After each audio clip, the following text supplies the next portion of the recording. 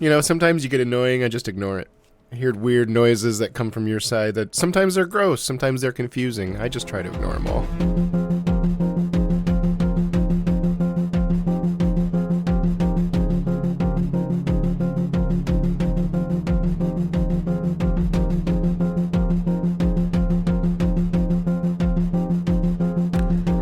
I can afford like $15 a month, but I couldn't afford like $120 right now. So Yeah.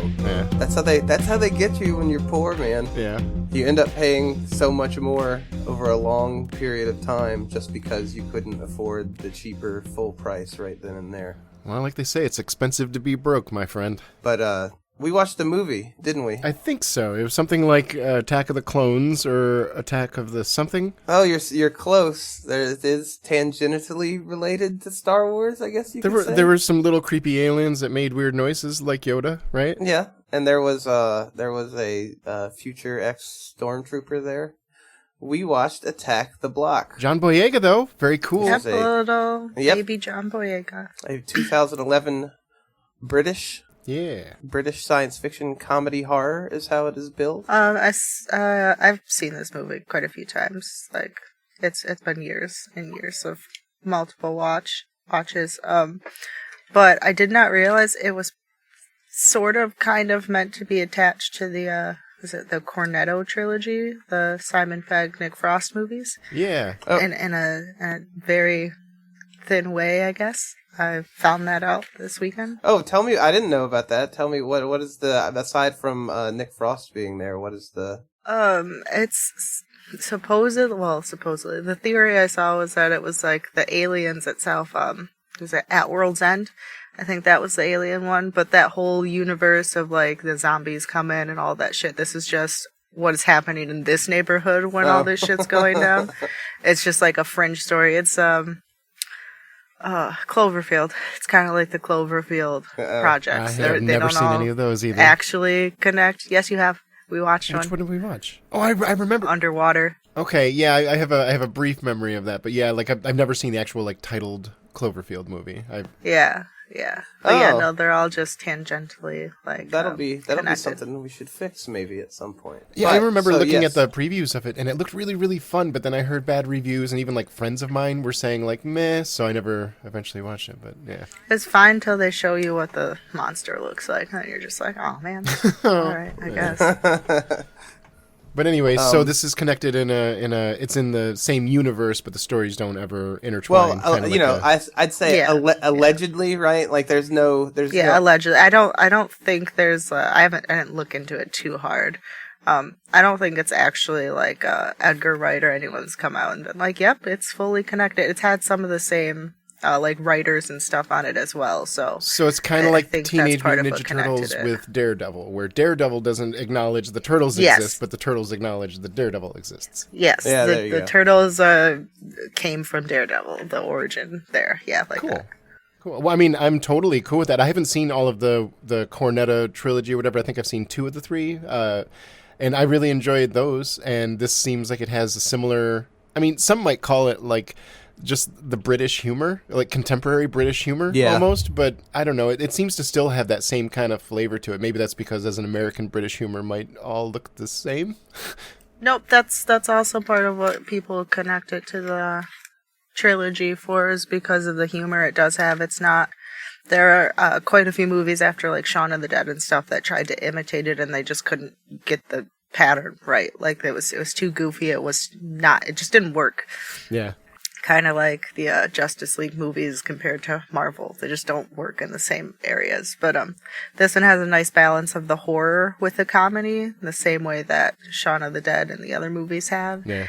It doesn't pull punches with its horror, and the jokes just kind of live naturally within that based off your characters and everything, not just like slapstick slipping up banana peels. Yeah, this movie does a great job of balancing a few tones. There's like some fairly serious drama, some comedy, some horror, and it doesn't ever really feel out of place for me, any of those elements. It all kind of works together. Yeah, even the alien itself, like people have gone through and analyzed it and could very much see how it could live down to like its build, alone, and then like its teeth and its fur and the coloring on it, that like, oh, it could have lived on a planet with like these things, and it could have just been there for X, Y, and Z. Like that people went into this hard.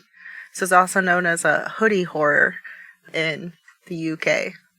It's a very now, does hoodie horror. mean hoodie as in like I'm wearing a hoodie, or hoodie as in Yes. like hoodlums and well, it's gay? both. If you're wearing a hoodie, you're a hoodlum. Like Gotcha. they Okay. had like trying to ban hoodies and all kinds of things. Like there were full on complaints. It's a class warfare. If you're wearing a hoodie, you're probably poor and you're gonna cause a ruckus. Like there are articles with old people complaining. Well, older, I don't know, it's whatever. Age is a construct. Who Those cares? people in UK can't. No offense, You mate. can't ban clothes. But- This is America. Those British people need to Oh understand. no, they that. tried really hard. Like stores would sell hoodies that you could not wear in their own store. Like they were trying to make laws banning certain Right. things and certain But no, there were full on articles just of people complaining that there were some young kids in the back of the bus and they had hoodies on, and they just, of course, they were causing a ruckus and being reckless back there and loud. And yeah, it's this movie makes very good commentary on race and class and all kinds of things going on in it. It's just a side bit. It's well, I can get into it when we actually get into the movie and talk about it more, but there's comparison in there that I wanted to bring up. This is also technically a kids on bikes versus supernatural thing, like 4 Oh years before yeah, Stranger Things. the ET Stranger Mhm. Things. Yeah, heck yeah. Yeah, well, the bikes play into it. So there's like 3 basics of hoodie horror, like classist bullshit things in the UK. There's hoodies, there's bikes, and there's the block. All of those signify poorness, you're up to no good, bad things.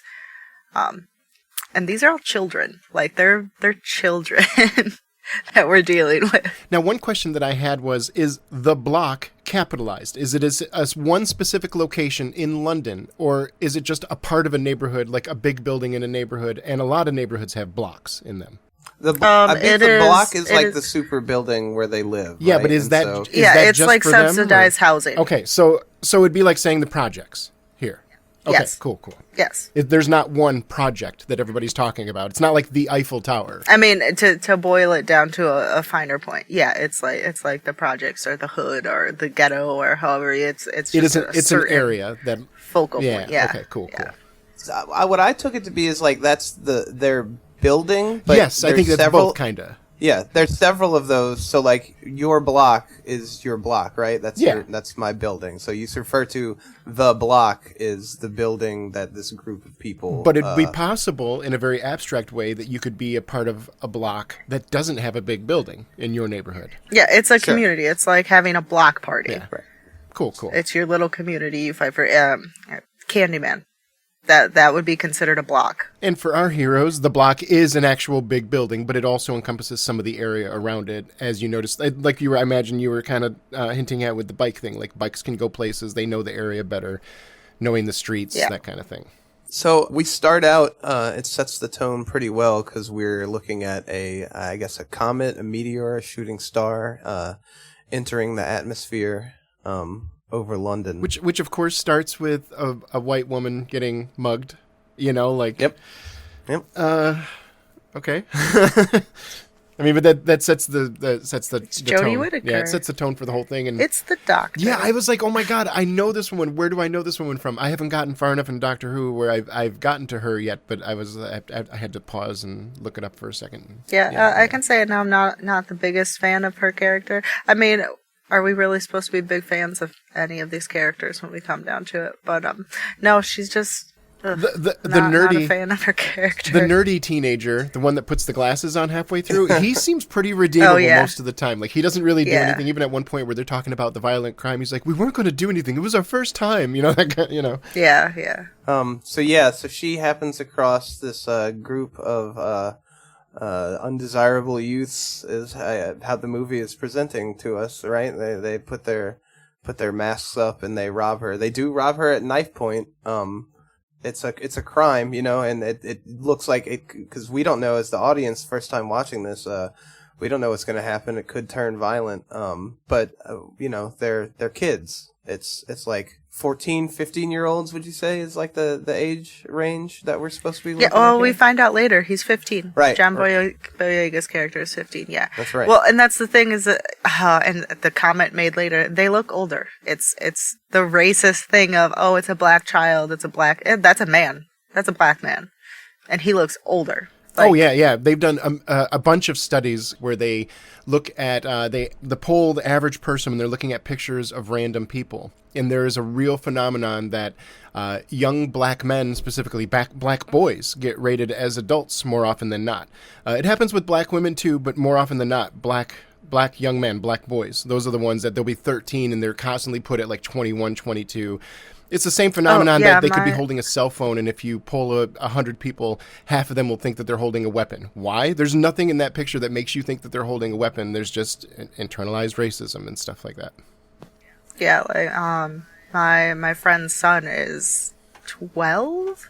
They're thinking he's gonna probably be like 6'9". Oh, he God. was almost 6 foot when he was 11. She has watched him get followed around stores and confronted the people following him, like, why are you following my child? That's not a child. Yeah, no, he's 11.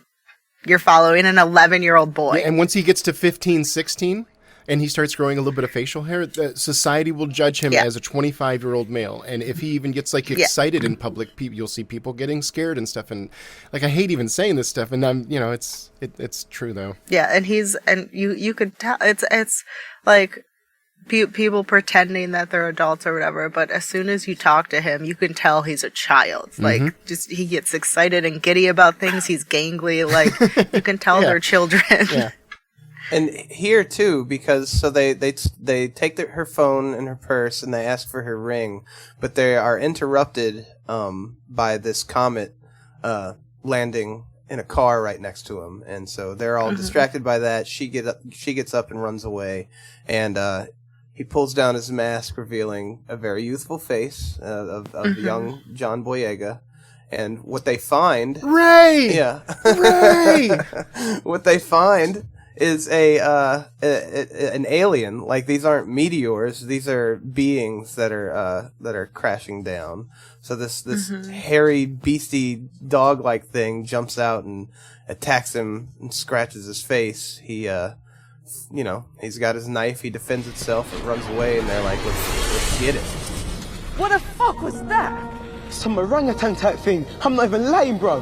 Hey, it's freezing, man. Look like Dobby the house elf, man. Mother's got shanked by a Dobby. I'm chasing that down. I'm killing that. Watch. Yeah, this monster, alien, however you want to classify it. This one is not the same as the others we see in the movie. This one's smaller. It's gray and white. Yeah, it's like gray albino version. But it's also the first one we see. So as far as we know up until this point, this is what they look like. Yeah, that's the first one we see. Yeah. Yep, for context. It's different from the others. Yeah.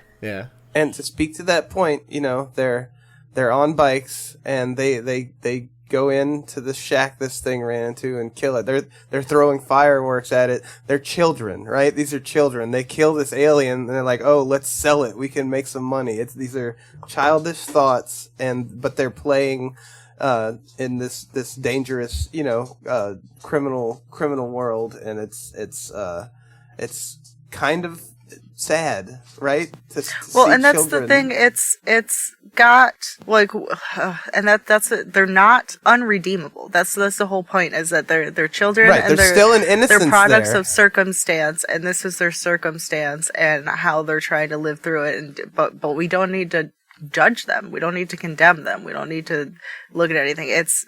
We're supposed to look at them in a neutral state, kind of like Candyman. It's a neutrality of the things that are happening around you. Like, no one's good, no one's really bad, but this is what's going on, and it sucks. This isn't fair. Like it makes the path yeah. from villain to hero a lot easier for the audience to swallow, because it doesn't take long in this movie. By the time that they even like start talking with the woman that they were mugging earlier on, we already have grown to kind of like these characters. And by the time they're talking to the woman they mugged at the beginning of the movie, I don't know about y'all, but I was kind of like rooting for the teens in this picture. Like, come on, lady. Yeah. Like, I get it. Like, yeah, they mugged you, but they didn't hurt you. They stole a couple things, and the world's getting invaded. Priorities, lady. You know what I'm saying? So, right. You got bigger fish to fry now. Well, that and like you can see realization wash over their faces when they find out she is part of the block. They didn't know that. You don't fuck with the block. Yeah. Like you don't rob your own. That's not what they're there Showing for. they have their own code. They have their own morals. And like there's a little bit of like gentrification kind of talk there, because like she doesn't belong there. It's us versus them, and they automatically assume like, compared to everybody else. Yeah. And it's a state you could see it as a kind of an other-sided version of looking at the racism coin, that they saw this white woman walking in their neighborhood, and they assumed there's no reason why a white lady would be in this town looking like she looks. She's too pretty for this area. Blah blah. Whatever they were thinking. Right. She's not one of us. Right. Well, it's well dressed. It's the accent. Like. And then they find out later, like, oh, she's from the block. And you can see a little bit of guilt on their faces. Like, oh, fuck. Yeah. I wasn't supposed to mug you. You're supposed to be some rich lady from the other side of town. You know, like. Sorry, I was just going to say minor point to, like, we keep talking about a knife and like, oh, they robbed someone at knife point. Yeah, guns were kind of banned in the UK in, like, 2005. So it's a lot of knife violence. Thank you.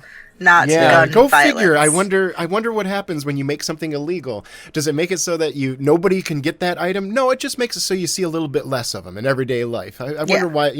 When you make speeding laws, does everybody follow the speeding laws? No, but a lot of people do. So it makes it a little bit safer on the road. You know, and it lessens the impact that they have on society. I wonder what we could apply that to in our current world. Yeah. So like when you see a lot of people talking about like, oh, there's no gun violence anywhere, because they don't have them as much. But if you compare like knife violence to gun violence, it's up there. They still like it's a knife, but if you put your mind to it, you can do plenty of damage to a lot of people with a knife in a short amount of time.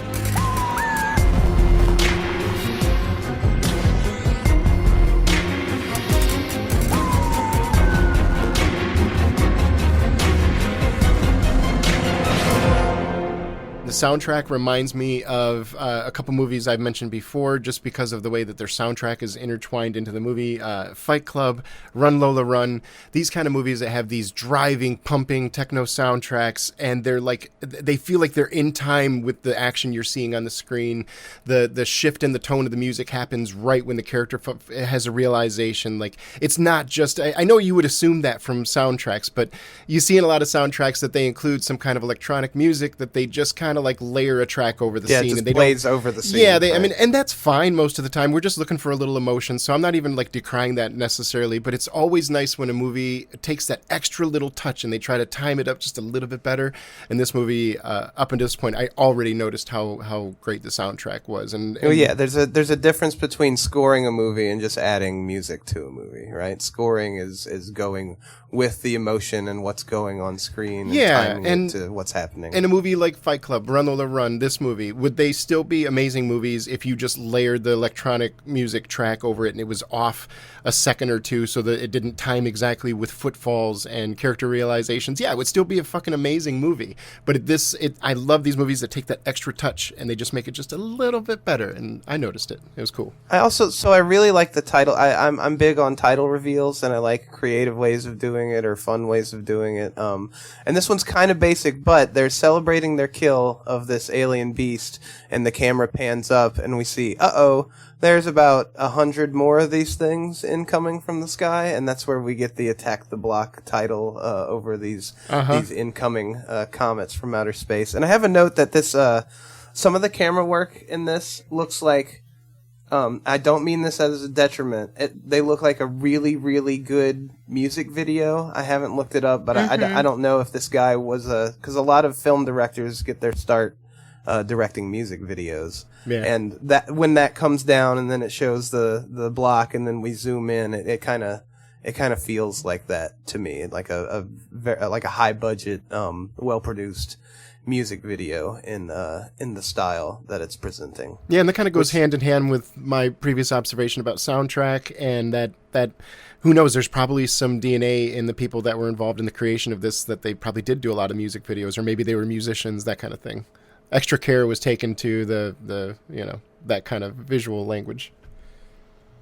So then we follow the woman who was mugged. She gets helped by an older woman that also lives in the block and takes her to her apartment, and they call the police and report the robbery, while the kids are returning and doing kid things like teasing girls with the corpse of this monster. Mm-hmm. And they decide that, okay, we have to go to the local, I guess he's like the sort of, not gang, but like a drug dealer that lives in their block. What they know of as who they can sell this to is their goal here. But on the way, they meet these two kids who are a couple of my favorite characters. Yeah. Refer to themselves as Probs and Mayhem. Yeah, yeah. Mm-hmm. And they're even younger. What are these kids, like 9 maybe? Yeah. Oh, if that. Yeah, they're little kids. They're babies. Yeah. Right, and they're trying to, they're looking up to the older kids and trying to be cool. And I don't know. I think they're pretty cute. Yeah. They're very cute, and it's also furthering their not very obvious, I guess, if you're not paying attention to it, or depending on how you live your life. The through line of like, that they have room to grow. This is just who they are. Like, this is what they're around. This is they got to figure it out and navigate their circumstances in life. These two little kids didn't just come out of the womb thinking, let's go try to fuck some shit up with these people running around doing crimes. Like, and it's the generation, it's the cycle of what you look at, and I think that's interesting that at the beginning, we don't like John Boyega and his crew because they mugged somebody. That's the first thing we see, is them being violent and blah, blah, blah, blah, blah. So then when we meet these little kids, I think it's a natural reaction to be like, little kids, don't go down this path. Don't idolize these teenage hooligans, that kind of thing. But then by the end of the movie, when they earn their street names or whatever, and they kind of give it out and they have that pride to them, as an audience member, I'm like, you know what? I'm kind of happy. Wait a minute. Why am I rooting for them to get gang names? Right. Like, this is all backwards. Yeah. So in the hallway, as they're heading up to this guy's flat to try and sell this thing, is where we meet this white kid. I don't have names pulled up. I should pull up a cast thing. I will say about the cast, while you're pulling this up, a lot of the cast members went to do a lot of great things. Like, they're all still working. Yeah. They've got fairly prolific careers. Yeah, Duck Sauce from Game of Thrones. I don't know how you actually, like Doxus or something like that. At the one of the 12 of Karth, or the 13 of Karth. He's the one that, like, when Daenerys comes to the city, he swears for her and allows her into the city, and he tries to marry her. I call him Duck Sauce because that's what his name sounds like. He's a gangster in this. I think that was the same guy. He's like the big quiet guy behind the... Oh, gotcha. Yeah. And so I saw him, and I'm like, holy shit, it's Duck Sauce. I don't know what his real name is. Somebody, I would think, listening to this will go, yeah, I know exactly who you're talking about. I call him the same thing. So, Brewis is the name of the student stoner kid who they meet on their way up, and opening the door is none other than Nick Frost, who I'm always happy to see and am pleased to see in something, ever since I first saw him in Shaun of the Dead, because he's just great. He's got an everyday man quality that reminds me kind of Chris Farley, but not quite as... Like, if you took Chris Farley and you pulled some of the chaos out of Chris Farley, you get Nick Frost. Uh-huh. Yeah, and like a stoner, more chilled out Chris Farley. Yeah, if Chris Farley calmed the fuck down, he'd remind me of Nick Frost. So a couple of the lines that I wrote down when he's describing this animal that they bring to him, he says it looks like a monkey. It looks like a monkey fucked a fish, and it smells like a shit did a shit. Yeah, I remember this. It smells like a shit did a shit. That's memorable. I also wrote down eBay because they're talking about we'll sell this thing on eBay. Yeah, we're gonna say, I'm like, it's gonna be a rotting fucking corpse. How are you doing? I mean, someone would buy it. I mean, so when they made research the film and stuff, and they were working on the alien, I guess they were asking the like members of the cast and stuff what they thought of it, and they asked one of the girls that they as they're walking by and they're taunting them with the aliens what she thought of it. If she had found it, what would you think of this? And her response was like, I wouldn't touch it. I don't want to get chlamydia. Like, and they put it into the script because it was so good. Yeah. They were just like, damn. Okay. Yeah.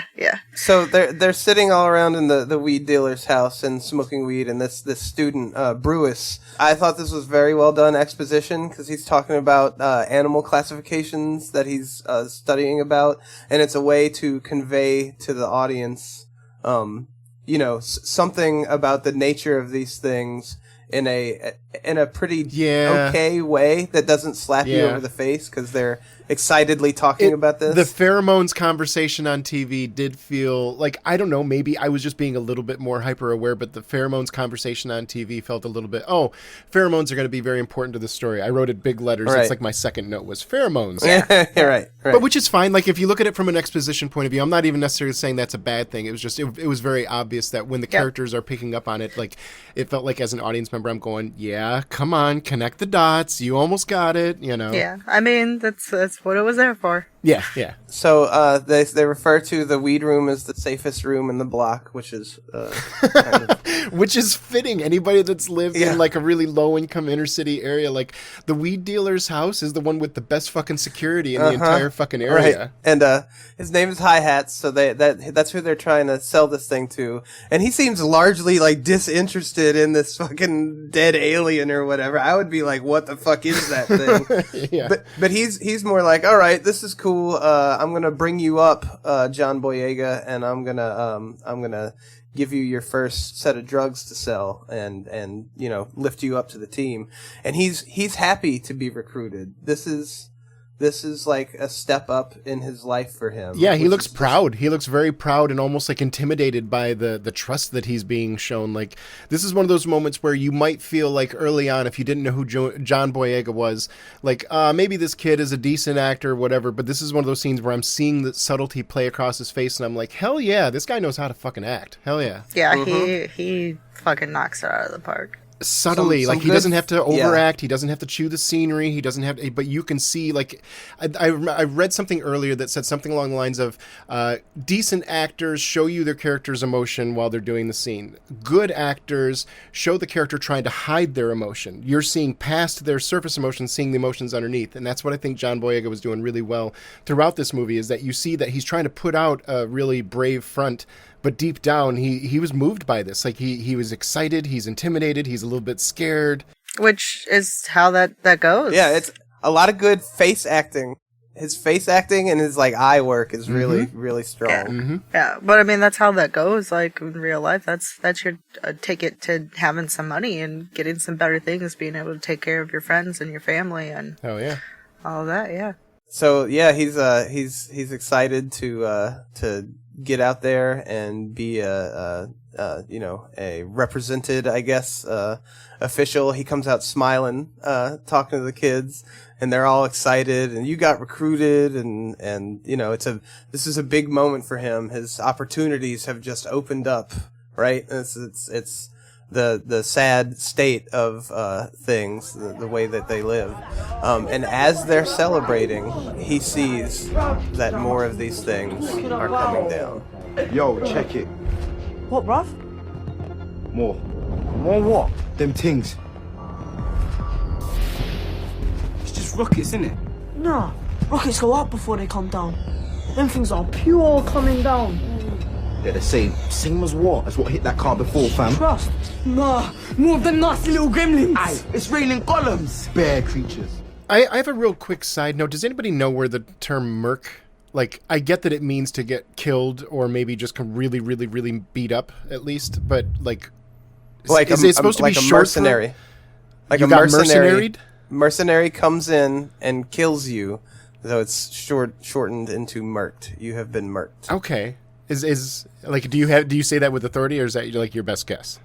That I've actually looked that up. There is another alternate meaning. That's less common that people some people say about it, but the origins of it is, I believe, from the fact that mercenaries come in and efficiently kill you. So Okay. I'm going to murk you. Because I was wondering in the captions how they spelled it, even because I was thinking like murk as in murky, like we're gonna turn them gray or something, like by killing them. Or so maybe that makes more sense. Yeah, but- because there's like MURK murked and murked. Like there's some people who use it in like pranking. Like it just depends. It's MERKED murked. Yeah, that's the way I think I remember seeing it spelled in Yeah. the captions, was MERK, which I'm like, Yes. okay, well, that's a weird way to spell it if you're basing it off of mercenary, but it doesn't work for my, like, murky waters example either. So I was like, oh, I wonder where that word, and it's not important. It's just, one of those slang terms you hear from another country, especially if they're speaking the same language we are. I'm like, oh, how the hell did you guys come up with that? Like, bloody, bollocks, these kind of terms. I get the up box. I understand why you came up with those terms, even though they may seem a little bit childish at times, but whatever, Yeah. Well, I mean, there's different things. There's how Kate's saying it originated, and then there's other versions saying that Yeah. it's from Bay Area and California, and it spread through hip hop and like all kinds of Right, and then it bleeds together, like original different uses of the words kind of converge, and it becomes just a new thing in the vernacular, and now it's murked, and nobody even really associates it with where it came from, but we still know what it means. It means you got fucked up in an efficient manner. Yeah. And a nod to being murked. 60 years ago, Muhammad Ali won his first world title today. So yay, Muhammad Ali, Hey. murking people left and right. No, he specifically didn't join the war effort because he didn't want to really murk it out. Yeah, he knew his limits. He Yeah. understood his karmic balance. He's like, if I'm going to beat the tar out of someone, it's going to be in a ring with rules, and we're both going to be wearing padding. And very shiny shorts. I'll tear your head right off your fucking neck, I swear to God. So they see all these new, basically alien invasion, more of them coming down. And so they all go to grab their weapons, and being kids, very Stranger Things here before Stranger Things, they're grabbing fireworks and baseball bats and kitchen knives, and, it's their idea / what they have available to them as arming themselves. And I appreciate that as a kid thing. I know if I was thinking like a kid when I was a kid, and like, oh, I need to have something intimidating, fireworks would probably be on the top of the list. Yeah, and it works. I don't know if I was walking down the street and somebody threw a lit firework at me, I'd fucking run. I don't, like. Mm-hmm. And a movie that I was getting the same vibe from about this point, maybe somewhere around this point, I was getting strong Train to Busan vibes.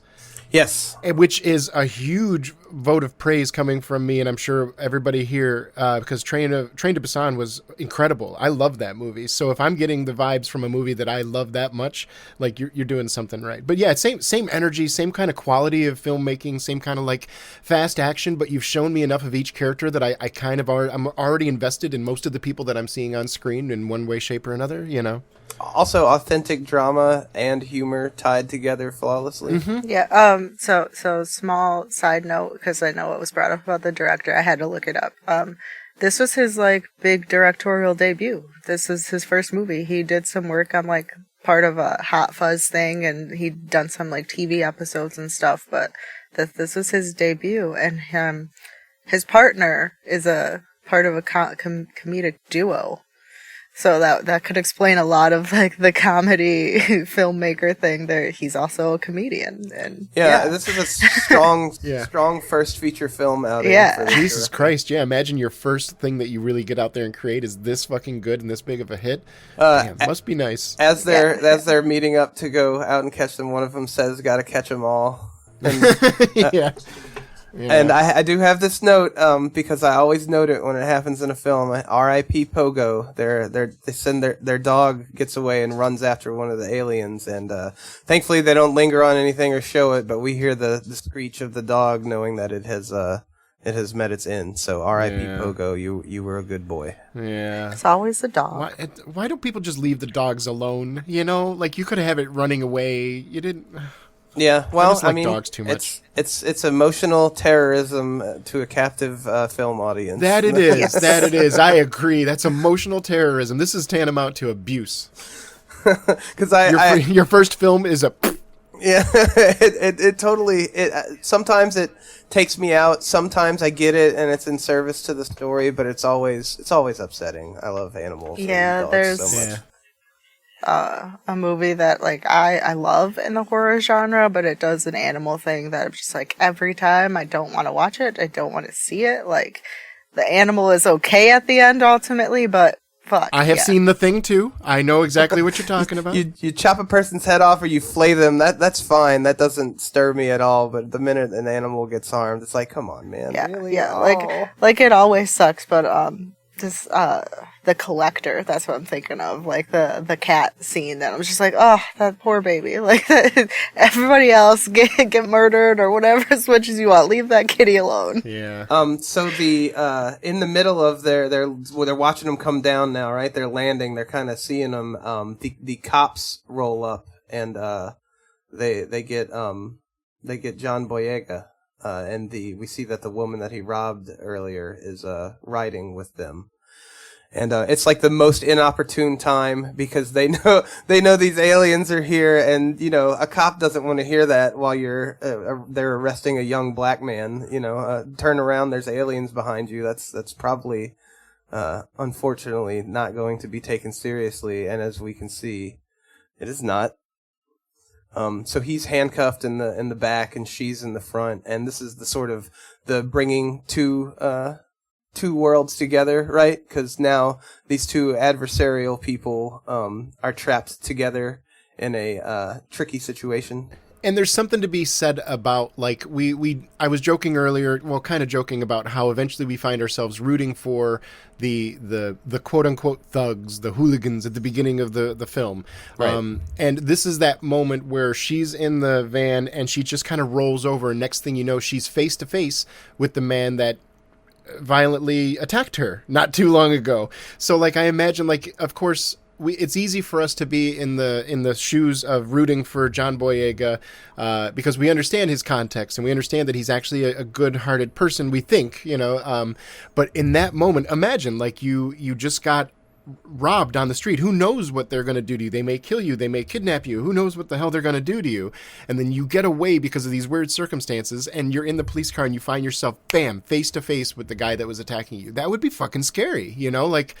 I mean, in a real situation, I understand her apprehension and her fear as soon as she sees him. I mean, maybe you think that she's being cruel the way she doesn't respond in a very humanitarian way, but I don't know, face to face with your recent attacker, like, that's hard. Yeah. I think she warms up to them at a very realistic pace because it isn't instant, but it's like a matter of circumstance. Is that These kids have weapons and they're able to sort of defend this onslaught attack of these aliens, and so it's like choose your battles. The enemy of my enemy is my friend, so to speak. I do like how when she opens the gate to let him out, she runs in and locks herself in. Yeah, that makes sense because she's so afraid of him. She's not even worried about these other things. She's just like, please don't hurt me anymore, kind of thing. Like, whatever's going on, I want you on the other side of a fence from me. And we this is where we're first revealed what these things look like, and I love the look. I think it's pretty original. They're so matte black that there's no definition except for their outline, and when they open their mouth, it glows blue. It's like, okay, I'm here for this. I've never seen this before. Yeah, so the thing with the monsters, let me get into the monsters real fast because I love them.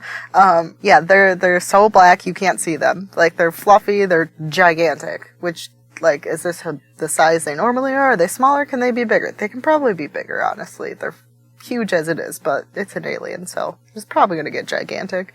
And the two front limbs are longer than the back ones.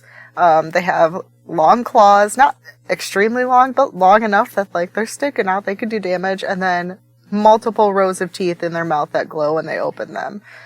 So the thing with the monsters is, not supposedly, but and people like dissecting them and figuring out, well, where could they have possibly lived and come from? Their planet probably had a lot of, like, trees and foliage, hence the longer limbs in the front, and make them easier for them to travel fast.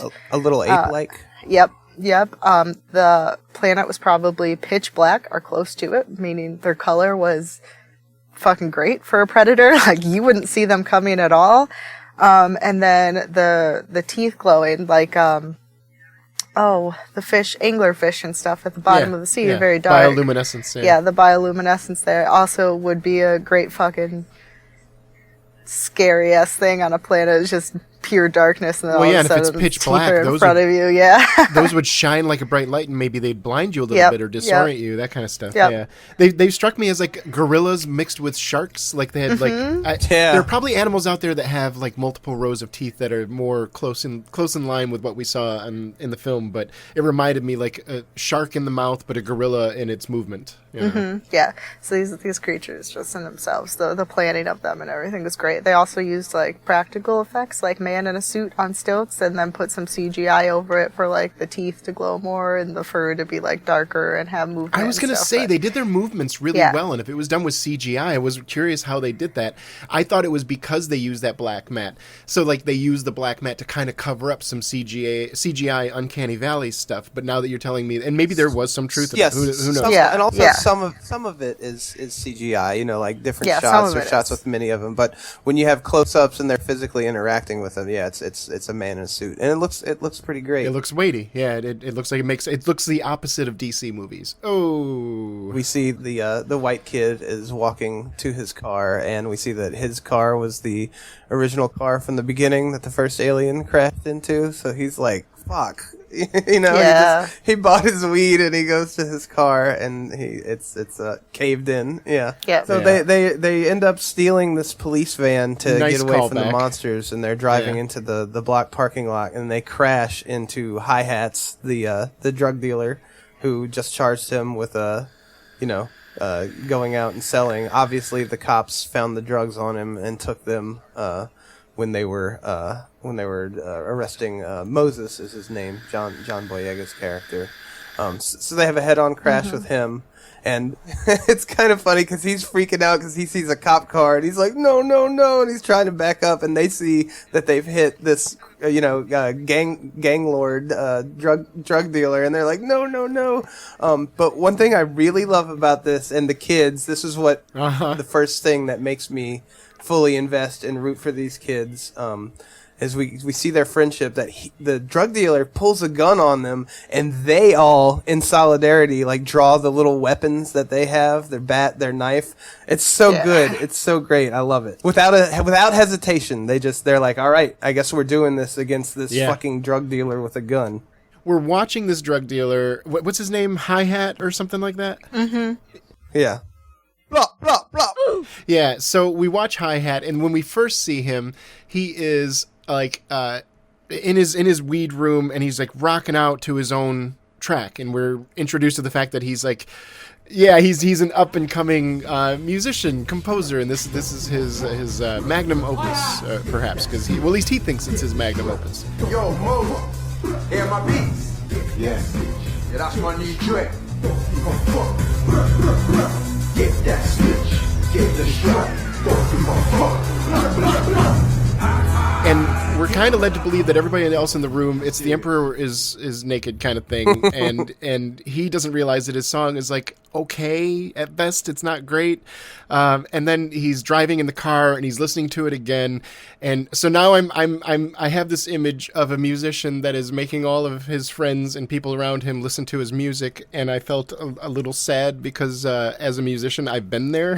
Like, hey, I just wrote this song, come listen to this cool song, and the person in the room going, yeah, that's really cool, Kelly, I'm really happy for you. And I'm like, I feel like Hi-Hat right then. You might get better feedback if you wave a gun around in your hand while you ask people their opinion of your music. I mean, I'll get positive feedback, but am I really getting critical notes? Like, am I really getting, But you will get more positive feedback. Just a pro tip. So if I go get a gun, my Spotify streams will go up. Got it. That's how it works. Maybe. Yeah. America, baby. Yeah. They're connected. You buy stock and things. This whole conversation, it seems it's about the gun situation in America. So now I've learned, instead of like expecting there to be less guns in society, I just need to embrace whatever I'm doing. I just need to add more guns to it. Like if I'm baking a souffle, just add more guns. If I'm going to the DMV and there's a long line, just add more. How about no? Scratch that. What were you saying, Kate? Go ahead. Why do you do this? Oh, I was just, this guy, the hi-hats, they show he's pretty much incredibly stupid because they're trying to explain to him that these aliens are attacking. He sees them and he's still like, oh, it's a big dog. It like kills his friend and he shoots it. And he is not concerned with any of that. He's going after these kids who are running away now, who have used that distraction to, escape. But all he's worried about is getting Moses and getting his revenge for hitting his car and losing his drugs.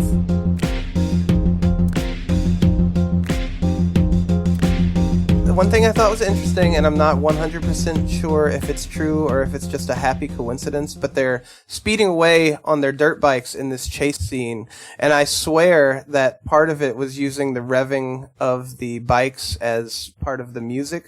Like it was like going along with what the music was doing, and I thought that was very clever, if that was an intentional thing. That's a vibe I was getting throughout the whole movie, is that the sound effects, the on-time footfalls with beats a lot. It's like it wasn't 100% of the time, but it was enough where it's like, this can't be a coincidence. The first couple times maybe, but after a dozen or so times where I hear or see things like that, that was intentional. Yeah. So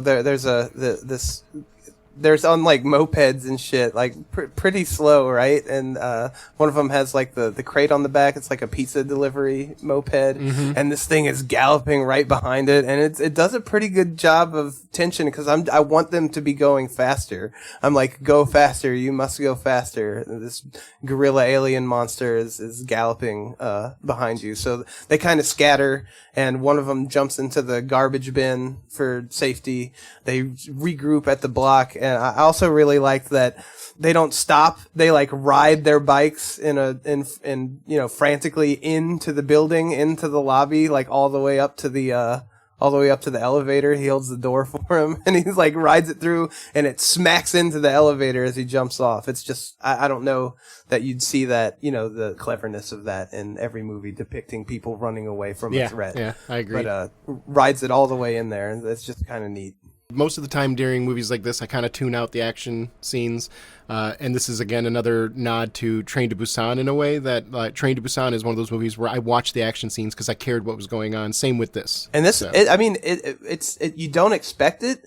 And it's like, it's very bloody violent when there's these little bursts of attack from these things. It gives weight to all the scenes where they almost make it, that kind of stuff. Now we're actually worried because not only do we not want to see one of our main characters, one of these teen kids that could turn their life around and be completely redeemable in a moment, not only do we not want to see them die, we definitely don't want to see them die in a horribly graphic, bloody way because we know the movie would probably show us that. And we know now we have more of a vested interest in that character getting away. The action matters now, So one of the kids gets a bit in the leg as they're getting in the elevator, and they get out of the elevator up on the floor just in time to see their mugging victim from earlier returning home, and they see her and she sees them and she's like, oh no, trying to get in the apartment, and they're like, let us in, and they all basically essentially cram into her apartment, and she doesn't know what to do because she is aware. She thinks they're just attacking her. Well, I think she thinks that they followed me. And she's seen the monster. It was in the car. Like, she knows that something's up. I don't know if she knows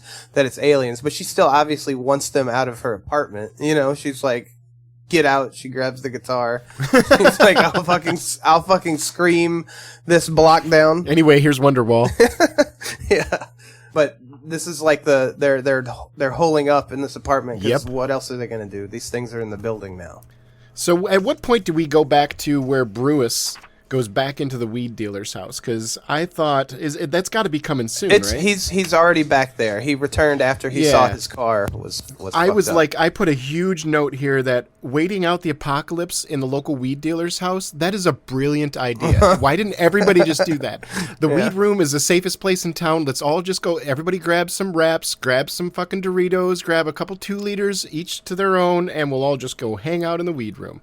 The only time you leave the weed room is somebody's got to use the restroom, then you come right back in and we lock the door afterwards. I believe Hi-Hats is on their tail, and first we have a little bit of bonding in the room. It turns out she's a nurse, so they get her to bandage the Bit Kid's leg, and it's kind of where they start to see each other, and they learn that she lives in the block. So the Bit Kid, am I the only one that, like, is this like Timothy Chalamet's, like, cousin? I literally had that bullet in the chamber for later, because he looks... Oh, I'm sorry. I didn't mean to steal your thunder. He kind of looks like that. He also kind of looks like, what is his name? Is it number 5 or number 4 from Umbrella Academy? He looks a lot like that kid. Which I've kid? never seen it.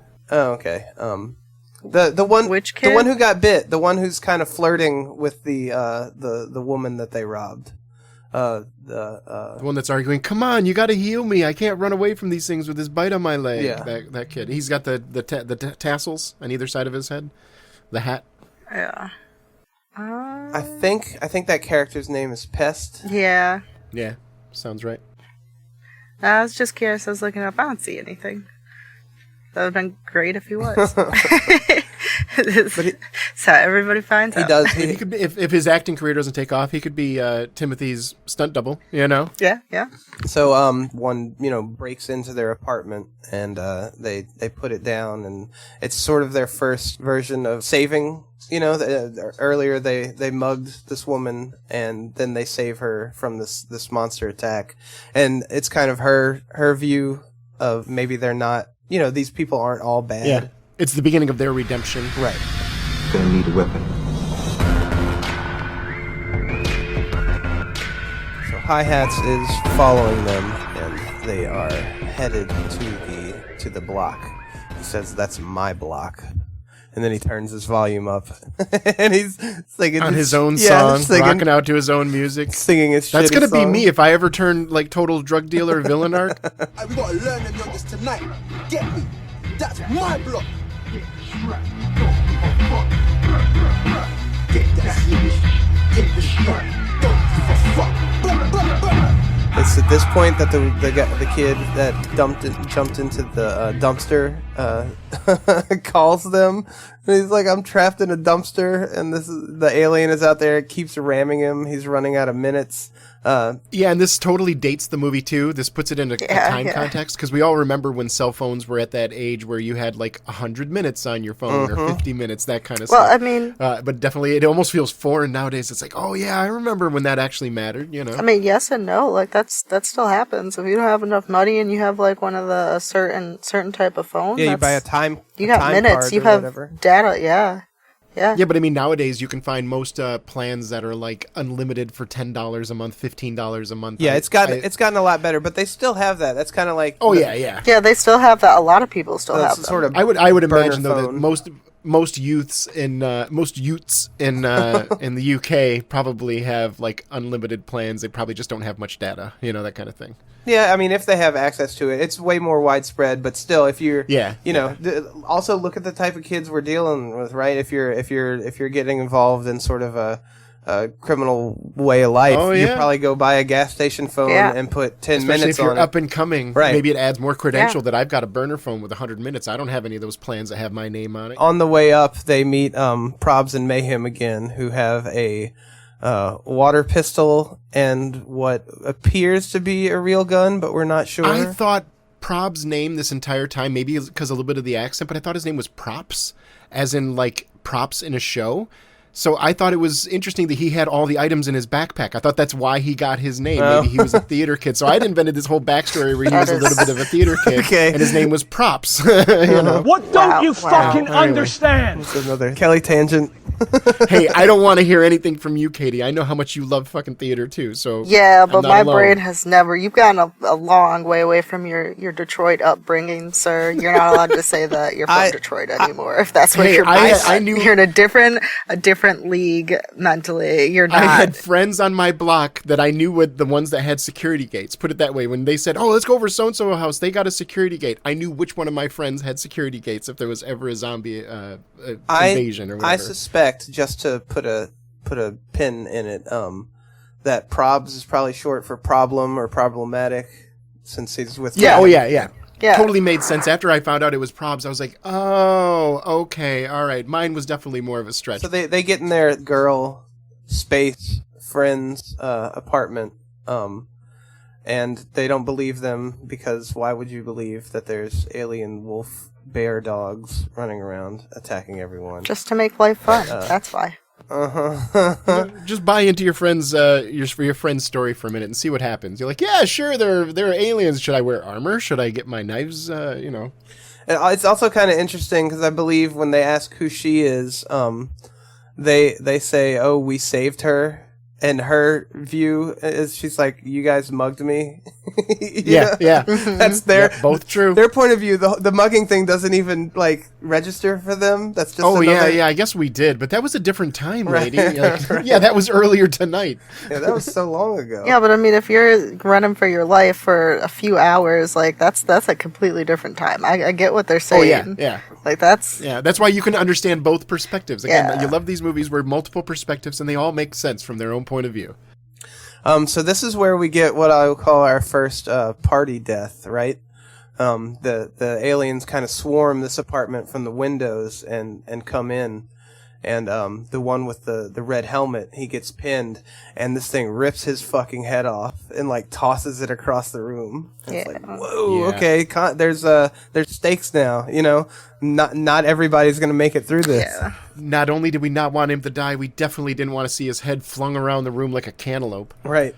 It's also in this attack scene where I can kind of see why a producer looking at up and coming talent for their new Star Wars film, John Boyega, would catch their eye, because not only does he do solid acting, right, but he's able to be very physical because his character has a samurai sword in this, and so he goes to take them on. But not only is he physical, but he can do like subtle physical comedy because he raises the sword to attack this thing, but it gets stuck in the wall. And like you can just see the look on his face, and he's trying to pull it out. And that to me I was like, okay, this sort of situation I could see fitting like in a Star Wars, Like this is when you see Finn when he picks up the lightsaber for the first time. He doesn't know what he's doing, but he looks like he's believable. He's putting weight behind his actions. Like the stage combat is a whole different thing that a lot of actors don't get. It's like when you have somebody playing baseball in a movie and you can tell they never played baseball growing up, so they throw the ball weirdly. John Boyega looks like he played with a sword a lot when he was a kid. And we also see that he's not quite as hardened and reminded he's a kid.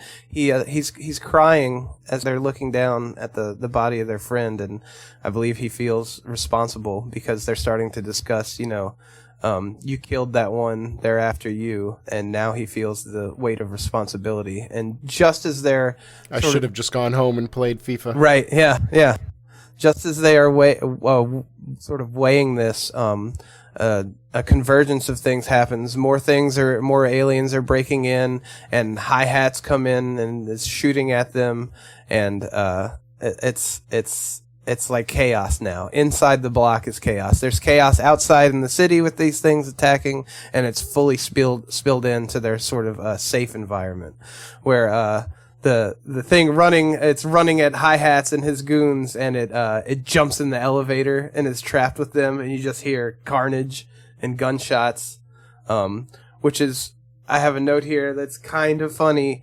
because the stoner white kid student, he's trying to get back to his flat to use the elevator, and this kid's stoned and he's had a rough night, and the elevator opens and it's just full of blood and gore, and I could only imagine what the feeling is. Just like, I cannot deal with this. At some point, he's got to just completely glass over and just walk in a direction calmly until he dies, right? You know what I mean? Like, you kind of resign. Like, at some point, you just sit down and bust out a Game Boy and play Super Mario on high volume and just wait for them to come kill you. I'm going to sit right here and do my thing. His eyes are very glassed over. Hi-Hats survives this encounter and walks out of the elevator.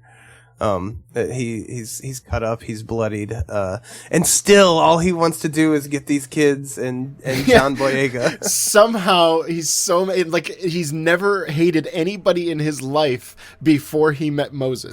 Now he understands what true pain is like, and it's like, dude, they ran into your car and he lost some of your drugs that you just kind of gave him out of nowhere anyways. Like, calm the fuck down. One of the reasons that the kid in the red helmet died, I believe, is because he had the gun that he stole from Mayhem, and tries to shoot the monster, and it turns out to be a cap gun. You know, it's back to these sort of childish things that these kids. But there's a redeeming moment for Probs and Mayhem as they rescue the member who's trapped in the dumpster, because that wasn't just a water gun. They have it filled with, I guess, gas. And it is essentially a flamethrower. And so they roast this fucking thing and free their friend. Yeah, they did a Baldur's Gate 3 trick. Yeah, pour oil over an area and then throw something on it that has fire on it, and bam! Right, you got a stew. Use your environment to your advantage. You got aliens too. Smelled like.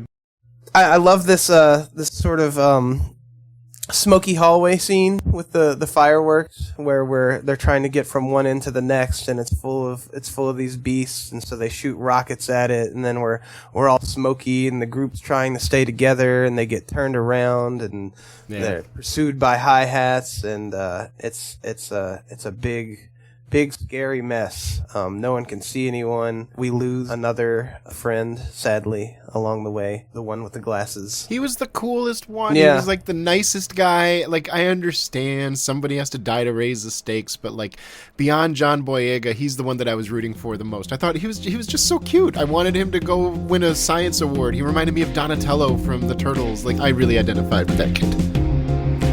You're a nice guy. You're a nice guy. But I don't fucking cut it when you're bullshitting and fucking around like this on set.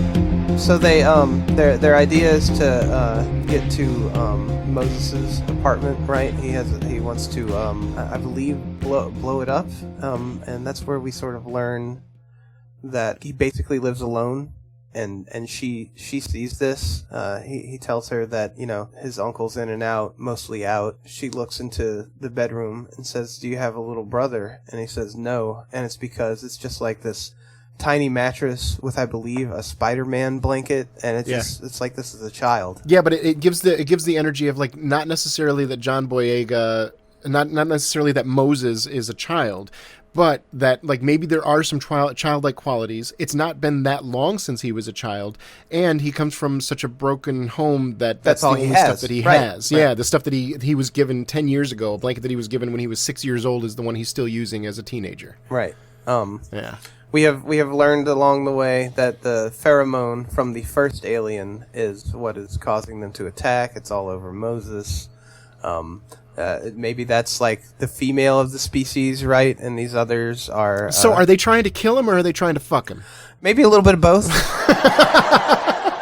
I don't think you could do a little bit of killing. I don't know that killing works that way. It seems kind of binary. Sometimes those lines can get blurred, you know, where you might want to do a little bit of both. Like resistance is futile.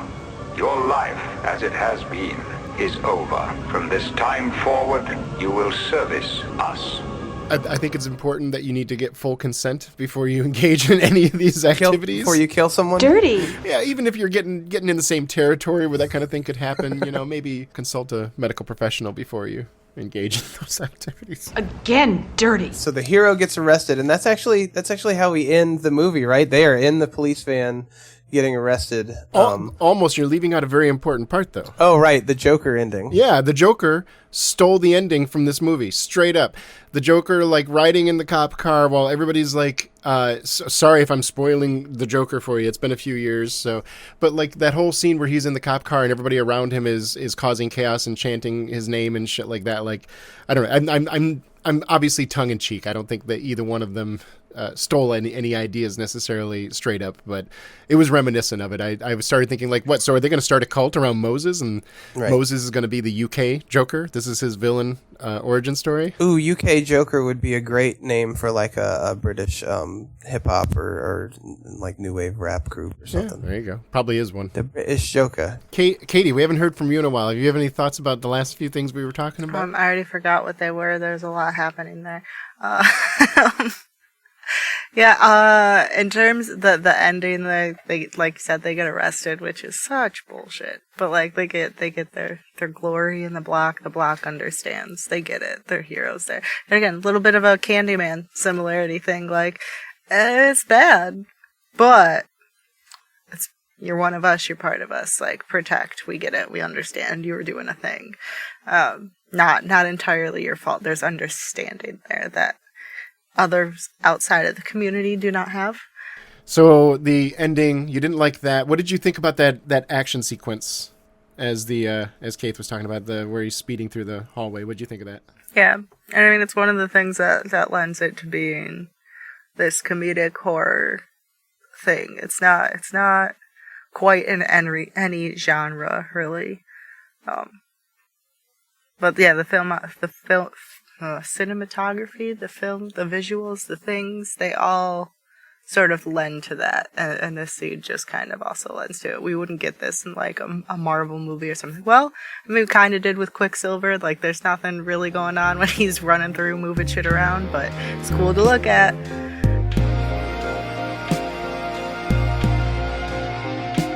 So that's Attack the Block. I had seen it before, but and I know Katy has seen it numerous times. But I was glad that you hadn't, Kelly, because I think it's a fun little watch. It's a cool little sci-fi action thing, and yeah. So, what did we all think of the movie? What would we give it? Would we give it a thumbs up or a thumbs down? Let's start with you, Keith. What would you do? Would you give it a thumbs up or a thumbs down? I liked it a lot, enough to, this is probably my third time watching it. It gets a thumbs up from me. It's got a lot going on. Very strong debut outing from director Joe Cornish. It's like, for this being someone's first film, is pretty spectacular. Telling of this, he went on to didn't direct, but he actually wrote the first Ant-Man movie. Really? So it's like he was, his talent was obviously recognized, because that's the kick up to the big leagues, you know? Not to cut you off, but he won the 2012, or did he win? He was a nominee. I don't know if he won. No, maybe he did win. I can't tell. For a BAFTA, for an outstanding debut for this movie. Yeah. Hell yeah. Oh, I am reading that in May 2021, it was announced that Cornish would write, direct, and produce the sequel to Attack the Block. Yeah, and John Boyega is coming back. Oh, cool. Yeah. That's why I thought it was intentional that we picked this movie, because the second one will be coming out hopefully sometime in the near future, so we can review that one when it comes out too. Yeah, I hope they don't fuck it up. Yeah, I'm looking here now at the soundtrack. It was done by Basement Jaxx, a British electronic music okay. Yep, they got a lot of nominations. He won a few awards for his soundtrack and his work on this movie. So with KRS-One is one of the soundtrack elements that they added to it. But what about you, Kelly? What did you think of this film? I would definitely give it a thumbs up. I thought this was really good. I notably several times compared it to Train to Busan, and Train to Busan was one of my favorite movies since the group of us started watching movies together. We watched it a couple years ago, as a matter of fact, and I have gone back and watched that movie a couple times since then, because I really, really enjoyed it. And it's I think that Train to Busan is a great example. And even though I'm talking about another movie while I'm trying to give my critical response to this, there's a reason why. Is because it reminded me a lot of Train to Busan. If I had watched Attack of the Block first, it would probably be the other way around, and that's some of the best praise I can give Attack of the Block. I thought it was funny. I thought the action was good. I thought the characters were really endearing and engaging, which tells me that the script was good and the acting was amazing. John Boyega, like, if you hadn't seen him in Star Wars and you hadn't fallen in love with his talent yet, this would definitely do it for you. Just, I'm heaping praise all. The soundtrack was amazing. It taught me a little bit about British culture that I wasn't aware of. I'm assuming it's obviously dramatized, but like little things like the block that we had talked about. Like I didn't know anything about that. So cool. Yeah, definitely a thumbs up from me. Real quick, sir. It's Attack the Block, not Attack of the Block. Oh, I'm sorry. Attack the Block. I'm sorry. There are all these Attack of the Show, Attack of the Clones, all these Attack of the somethings. It's hard for me to. But anyway, so Katy, what would you say? Would you give it a thumbs up or a thumbs down? Thumbs up. Oh, before I get into that, you jogged my memory on another connection of like the hoodies things, because you said culture, to the Edgar Wright Cornetto trilogy. Is it Hot Fuzz? The part of the issue they have in this movie is there's a bunch of hoodies hanging around the fountain, and they're bad youths, and we got to take care of them. So it's just a funny little thing that jogged in my memory of like, oh, the hoodies thing, it's back. Okay. Yeah, I'd absolutely recommend it. This movie won a lot of awards for like debut director, score. John Boyega, they got nominated for a lot of things. They won a lot of like Critics' Choice Awards, a lot of audience awards at like film festivals. what did I just see? Yeah, South by Southwest. It was a complete fucking hit. They won like audience award there in 2011. Best first features, best director debut, like performances, all kinds of shit. It wasn't like a huge box office success. It was budgeted for $13 million. It only made 1.2 back, or 1.02 back. But I think this is also a movie that a lot of people wrote off and watched later. Right. So it fell into that category. When they get around to watching it, apparently most people like really like it. Yeah. According to Wikipedia, it got special mention at the 2011 Black Film Critics Circle Awards. They said, quote, Attack the Block is a genre film that defies a number of conventions, not only by having a primarily black cast, but portraying each character with a dignity seldom seen on screen and even more rarely in science fiction film.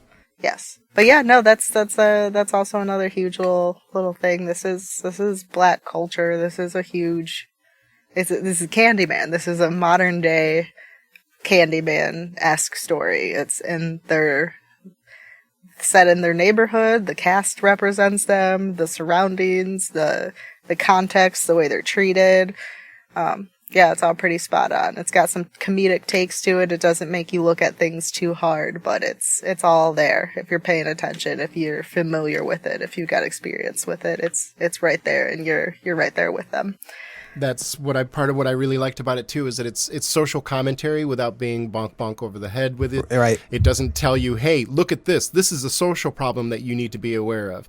No, it just shows you a day in the life of, like I said, obviously very dramatized in some elements. So I'm not saying this is a one-to-one to youth culture in the UK, but there are probably a lot of, and even growing up in the United States, I can see a lot of the similarities. A lot of the same shit is happening there that's happening here, as we know, with globalization and capitalism and all that stuff. And I like the fact that it shines a light on this stuff, and it's a factor in the story, and it's important to why the characters do the motivation, so it's not lampshaded, but it definitely it does so without having to, grab you by the nose and make you look at something. Another note that I'm just looking this up because I was going to make a comment about it.